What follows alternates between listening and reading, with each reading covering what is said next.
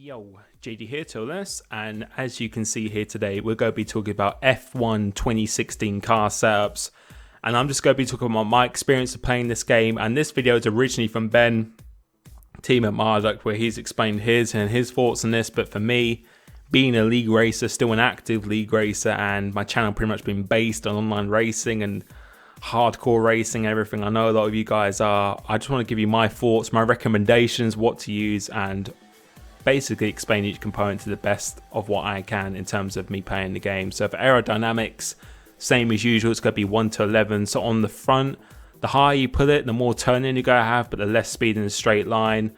And on the rear wing, same again. If you put it to 11, you're going to be very, very stable and a lot more traction on the rear, but it's going to be slowing you down on the straight a lot more. So 11, most turning possible, most stable car possible, but very slow on the straight. And if you put it on 1-1, you're going to be an absolute bullet in the straight line, but in the corners, you're going to be very understeer. For me, playing this game, I was using about 7.5, 7.6. I'm just a little bit more bite on the front, just to get a turn a little bit more without it being too oversteery, is what I used in the game. And for this, for transmission, quite difficult to explain, but I'm going to explain it for me playing the game.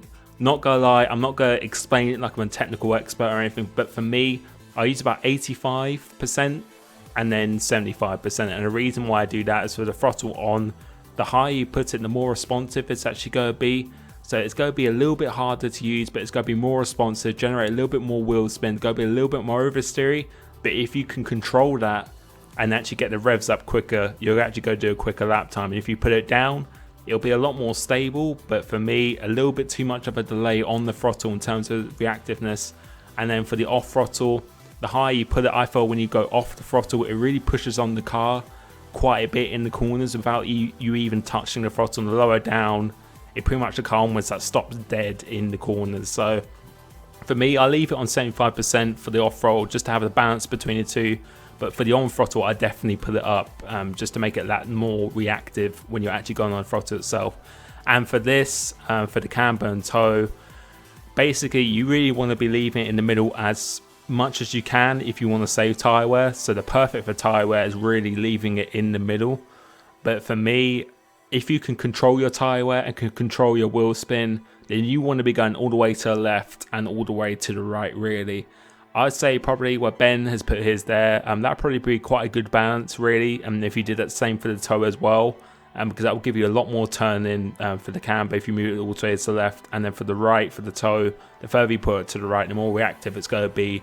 But it's actually going to hurt your tyres a lot more if you do that. For me, I was using in the game, I think I was using the camber all the way in the middle, so I wasn't even touching the camber. And for the toe, I was actually moving that all the way to the right just to get the maximum performance for that, because I felt that was a bit more reactive than it was for the camber. As a suspension, same as it was for 2015, but a slight few changes. For this, the further you put it up, basically, the more response it's going to be, but it's going to hurt you on tyre wear a little bit more, and in front and in straight line speed as well, actually, the further you put it up. So Ben's putting up to 11 there, so that'll give you really good turning, but that will definitely hurt your tyre wear. And in this game, tyre wear is going to be a huge factor. When I was playing this game, I used 6.66 and then 4 and then 6.6. I know that sounds absolutely crazy, but that's what worked for me. And this year you'll be able to see your setups when you actually go in the time trial, so you can actually see people's setups, which I think you could do for the last game anyway. But on my setup videos, you'll be seeing something like that. So 6.66, 4. For the roll bar, just putting it down a little bit really just helps you save the tyres a little bit more just on the rear tyres, and gives you a little bit more straight line speed as well. Because if you can keep it consistent through the corners, then this would really work. And I feel on this game you really got to keep most of the stuff in the middle, a few tweaks here and there, especially for the front wing, maybe 8.6 or 7.6 or 7.5 or something like that. Depends how confident you are on the traction, because the higher you go up in the rear, the more traction you actually are going to get with the front wing.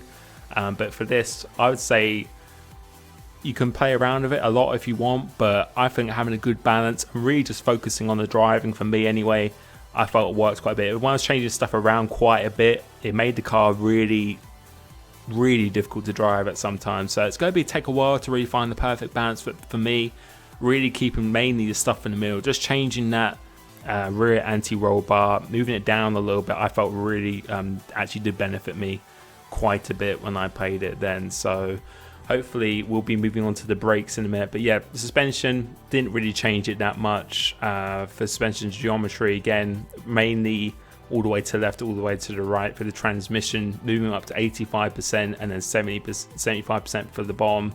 For the off-road, I didn't really change it that much. For the aero, I think the lowest I used was probably like 4.2 or something like that. But I wouldn't really go much lower than that. And for the brakes, believe it's the same as it was in the last game. And this is really quite an important thing, because you can really gain a lot of time in this game, because you're going to have to trail brake a lot more. So the further higher up you put it, as Ben has just done it there, the quicker it is going to stop. It's going to stop a lot quicker, way quicker, but you're going to be locking up a lot easier the further up you actually put it. So I put it, for me personally, I put it on 85%. That's the highest I'm going to go. I could use it on 90 or even 100%. I could actually do that, but I feel it really messes your momentum up going through the corners, because you're just stopping dead. Then you're not really going to be carrying a lot of speed actually through the corners. And for the brake bias, putting it more towards the front will definitely help you not oversteer going into the braking zone. It will create a bit of understeer, so it won't really make you be able to actually turn the car under braking. It's going to kind of like lock you into place going in a straight line. I tend to go to the rear a little bit more, so I click at about 3% to the rear and 3% more to the rear on this. I feel, especially if you high speed direction changes or just dabbing on the brake a little bit, it's not going to slow you down that much as well with the 85%, and it's going to make you actually flick between the corners with a little bit of oversteer. But if you can control that, that's something I've always used as well throughout the F1 games. I feel that's a really good way, and then you can carry the momentum through the corners a lot more.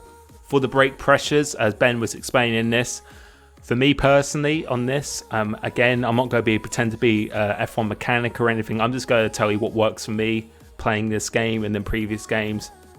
Qualifying, if you run your pressures all the way to the right, that's going to give you the best overall lap time. That gives me the most grip, definitely in qualifying. But for the race, I wouldn't really recommend doing that. I would probably recommend going 3 clicks to the left from the halfway point. It may not be as quick over 1 lap pace, probably maybe losing 3 to 4 tenths or something like that.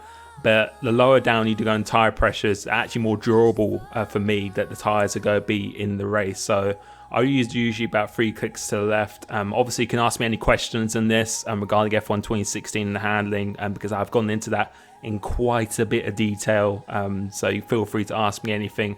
For the ballast on this, the further you put it more towards the right, to 11 on this, the more responsive it's going to be on the front end. And if you put lower down, it's going to be definitely more responsive in the high speed corners. Just for the long corners, it's going to grip into the track a lot more, because the rate's going to be more on the forward front of the car with the weight or with the fuel as well. It's really going to grip in the high speed, but it's going to be quite understeer on the initial entry. But once it grips, it really is going to grip for this. Normally I would use about 7 just to make it a bit more towards the rear. I feel that gets a really good balance and just really allows me to really get that initial turn in a bit more, that extra bite, which is something I like in my setups, just to give me that first initial bite, and then it's up to me to really carry the momentum throughout the corners. So that's my little explanation of F1 2016 setups here today. I know Ben's done his, but that's just really me trying to do it more from a league racing online kind of perspective and what I actually use in the game, and that's something I'll probably be using on day 1 of the game.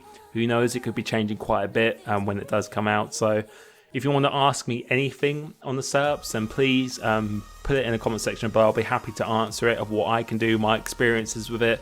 Hope you enjoyed this video. Hopefully you're looking forward to F1 2016. I absolutely can't wait for it.